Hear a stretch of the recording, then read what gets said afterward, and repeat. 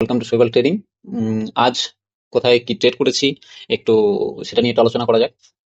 আজ সকালে আমাদের আজ আর মার্কেট উঠতে লেট করিনি, আর তাড়াতাড়ি ভিডিও কালকে পোস্ট করেছিলাম।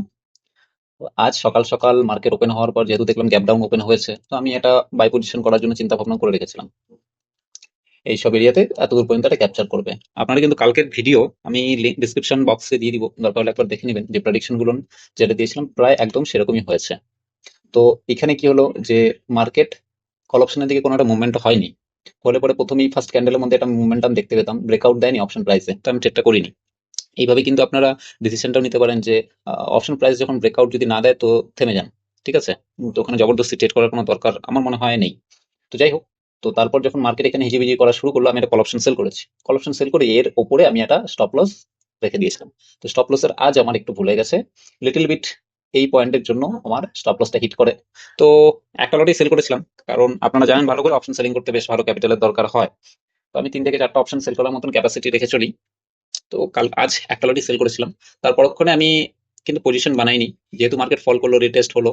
তো রিটেস্ট হওয়ার পর আমি এই সব জায়গা থেকে এই ক্যান্ডেলটায়, মানে এই ক্যান্ডেলটা শেষ হওয়ার পর এই এরিয়াতে আমি একটা পুট অপশনের পজিশন, মানে শর্ট সেলিং এর একটা পজিশন বানিয়েছিলাম। তো যাই হোক, বুঝতেই পারছেন যে একটা ক্যান্ডেল আমার কাছে এনাফ ছিল, আমি এখানে প্রফিট বুক করি। কিছু লট আমি এখানে বুক করি, কিছু লট অ্যাটলিস্ট এই সব জায়গায় গিয়ে বুক করে ফেলেছি, কারণ দেখছি যেহেতু পজিটিভ গিয়ে মার্কেট আবার ডাউন ট্রেন্ডে, তো আমি আর ভরসা হচ্ছিল না। যাই হোক, তো তারপর এখানে আর কোনো পজিশন আমি বানাইনি। তারপরে এই পয়েন্টে আমি আরেকটা ট্রেড নিয়েছিলাম, এখানে ব্রেকআউট আমার পছন্দ হয়নি, কারণ এই লেভেল থেকে দেখুন, এই লেভেল থেকে মার্কেট বারবার একটা কিছু হচ্ছিল। তো আমার এখান থেকে কল অপশনের দিকে পজিশন বানানোর মধ্যে কোনো রকম আর ইন্টেনশন ছিল না, কিন্তু আমি মার্কেটে ওয়েট করছিলাম। দেখুন মার্কেটে এটাই সব থেকে বড় ব্যাপার, আমি কতক্ষণ ওয়েট করলাম, কত টাইম ওয়েট করলাম সেটা দেখুন। আমি 10টার থেকে পাক্কা আমি 11:30 পর্যন্ত, 11:30 টাইমিং পর্যন্ত আমি ওয়েট করেছি, 1.5 ঘন্টা চুপচাপ বসেছিলাম, কোনো ট্রেড করিনি। এটা সব থেকে বড় কথা। আর অ্যাকচুয়ালি আমার কিছু কিছু ভুল হয়ে যাচ্ছে, সেটা ভুলটা আমি শেয়ার করব, যে আপনারা সেই ভুলগুলো করবেন না। যে কোনো একটা সেগমেন্ট, মানে যে কোনো একটা সাবজেক্ট, একটা শেয়ার, একটা স্ক্রিপ্টের মধ্যে পিএইচডি করুন, তাকে ভালো করে বুঝুন।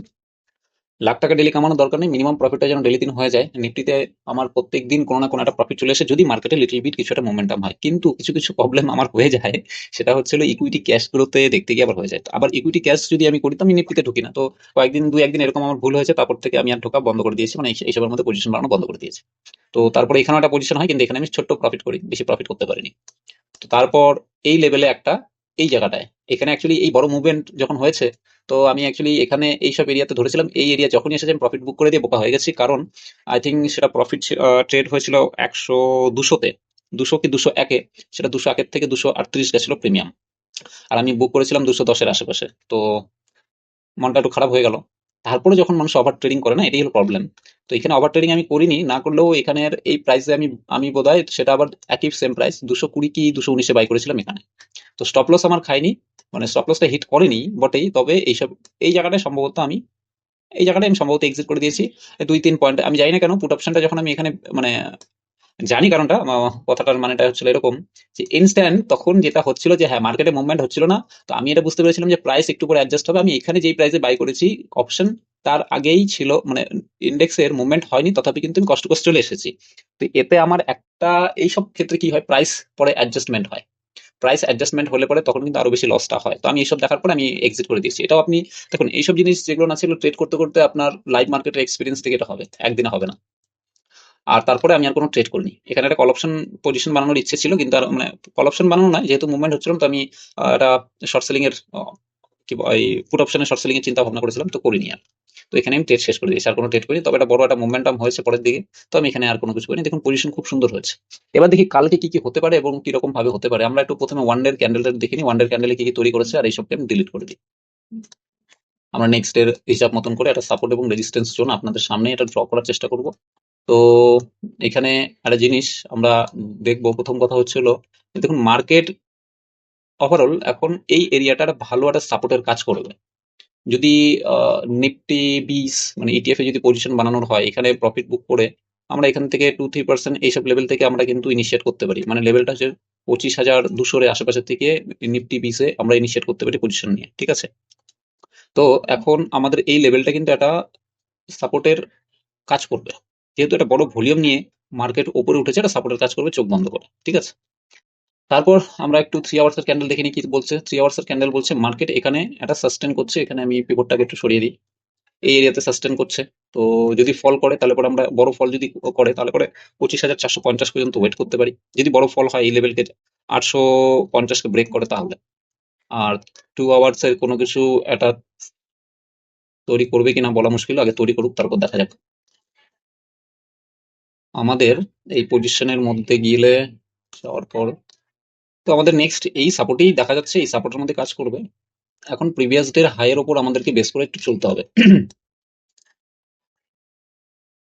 আমরা প্রিভিয়াস ডের হাইটাকে একটু ধরে নিচ্ছি যে এখানে একটা আমাদের, তারপর আমরা জোন এই এরিয়াটা ধরে নিচ্ছি। এই এরিয়াটাতে একটা আমাদের জোন তৈরি হবে বলে মনে হচ্ছে। 15 মিনিটের ক্যান্ডেল কি বলছে আমাদের এই জোনের লাস্ট এই এরিয়া থেকে মার্কেট ঘুরে গেছে। তো আমাদেরকে এই জায়গাটাতে আগে যে জোনগুলো ছিল সেই জোনগুলো কিন্তু ভালোই কাজ করবে। অন্য কোনো রাস্তা আমি দেখছি না। এই জোনের মধ্যে আমাদেরকে পজিশন কাজ করবে না, খুব ভালোই কাজ করবে। আমাদের এই লেভেলটাও দেখা উচিত। এর আগের দিন এটা আমাদের টার্গেট ছিল, আগের দিন। এখন আমরা একটু 5 মিনিটের ক্যান্ডেল দেখে একটু আলোচনা করার চেষ্টা করি। আমাদের যে ইসে তৈরি হয়ে গেছে মোটামুটি, আমরা এই লেভেলটাকে ধরে চলতে পারি। আমি দেখি লাইভ মার্কেটে ট্রেড করব, তার জন্য প্রিপারেশন চলছে। অ্যাকচুয়ালি সবকিছু সেট আপ করতে একটু সময়ও দরকার হয়। লাইভ ট্রেড করব আমি, বা আমি যখন ট্রেড করি সেটা আমি চেষ্টা করব রেকর্ডিং একটা আপনাদের সঙ্গে শেয়ার করি, কি করে ট্রেড করছি, কিভাবে ওয়েট করছি। আমি সেটার প্রিপারেশন চলছে, এখনো পর্যন্ত কমপ্লিট হয়নি। হলে পরে আমি সেটা চ্যানেলে আপনাদের সঙ্গে শেয়ার করব। যাই হোক, আমাদের একটা মোটামুটি বলতে পারেন যে প্রিপারেশন হয়ে গেছে। এখন আমরা পিভটটা লাগিয়ে আমরা একটু চিন্তা ভাবনা করে নিই কি হতে পারে। তো কাল আমাদের একটু ক্রিটিক্যাল হতে চলছে মার্কেট, যেহেতু মার্কেট কালকে এক্সপায়ারি, তো বি কেয়ারফুল।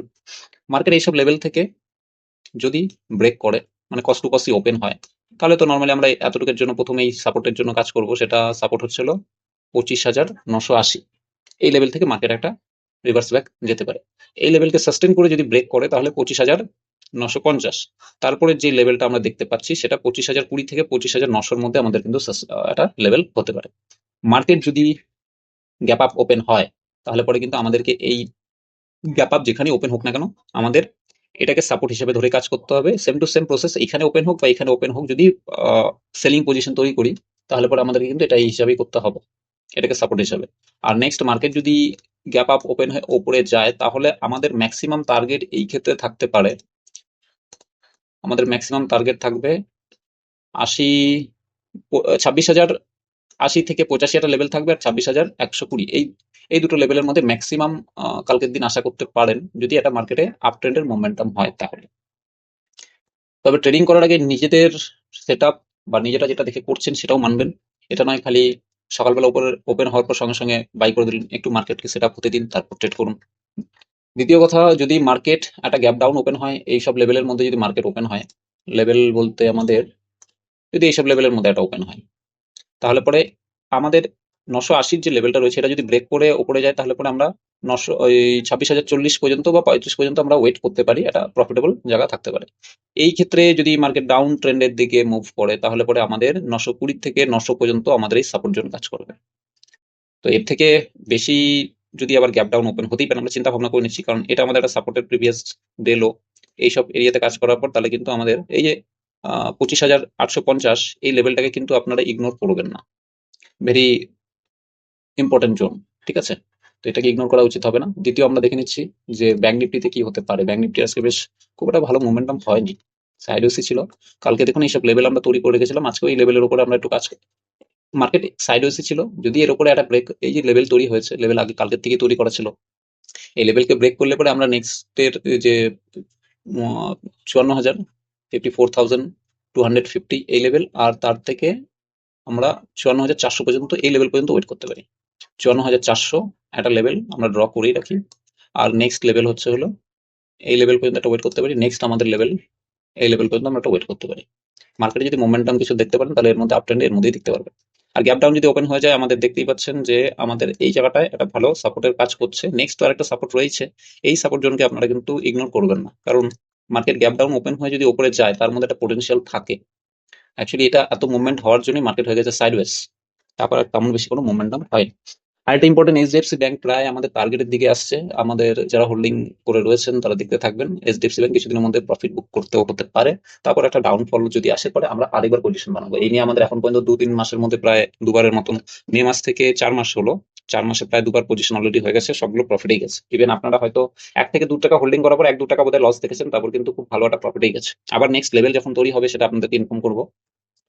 আর আমাদের ফিন নিফটি একদম রকেটের বেগে উপরে যাওয়ার চেষ্টা, এটাও একটা বেশ, প্রথম আমরা এটাকে রেজিস্ট্যান্স জোন ধরে যদি এই রেজিস্ট্যান্স কে ব্রেক করে তাহলে এবার 25,920 লেভেল আপনারা দেখতে পারবেন। তারপরের লেভেল আমাদের মোটামুটি আসবে 25,182, এই লেভেল একটা আসতে পারে।